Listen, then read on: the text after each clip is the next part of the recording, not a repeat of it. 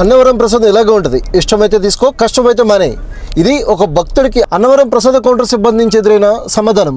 దేవాదాయ శాఖ భక్తులు దేవుళ్ళకి సమర్పించే హుండీ డబ్బులపై ఉన్న శ్రద్ధ భక్తులు విశ్వసించే ప్రసాదాలపై, పవిత్రతపై ఎందుకు కనిపించడం లేదన్న ప్రశ్న తీవ్రంగా వినిపిస్తుంది. విషయం ఏంటంటే, వైజాగ్ నుంచి భీమవరం వెళ్తున్న ఒక భక్తుడు దారి మధ్యలో ఉన్న అన్నవరం ప్రసాద కౌంటర్ దగ్గర ఆగి ప్రసాదం తీసుకుని ఇంటికి వెళ్దాం అనుకున్నాడు.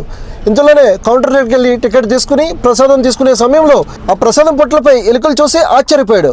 ఇదేంటి, మనం తినే ప్రసాదం ఇదేనా అని చెప్పేసి అనుకుని అక్కడ ఉన్న సిబ్బందిని, ఏంటి ఈ ప్రసాదంపై ఎలకలు తిరుగుతున్నాయి, ఎలా ఉంటే ఎలా తినాలి అని అక్కడ కౌంటర్లో ఉన్న సిబ్బందిని ప్రశ్నించాడు. అయితే ఆ సదరు సిబ్బంది వెంటనే అన్నవరం ప్రసాదం ఇలాగే ఉంటుంది, ఇష్టమైతే తీసుకో, కష్టమైతే వెళ్ళిపో అని చెప్పేసి సమాధానం వచ్చింది. వరుసగా హిందూ దేవాలయాల్లో జరుగుతున్న సంఘటనలు అనేక అనుమానాలు రెక్కెత్తిస్తున్నాయి. తిరుపతి ఘటన నుంచి కూడా పాఠాలు నేర్చుకోకుండా అన్నవరం ప్రసాదం విషయంలో ఇంత నిర్లక్ష్యంగా కొనసాగుతుంటే ఇది వ్యక్తిగత తప్పిదం కాదు, దేవాదాయ శాఖ వ్యవస్థాగత వైఫల్యంగానే కనిపిస్తుంది.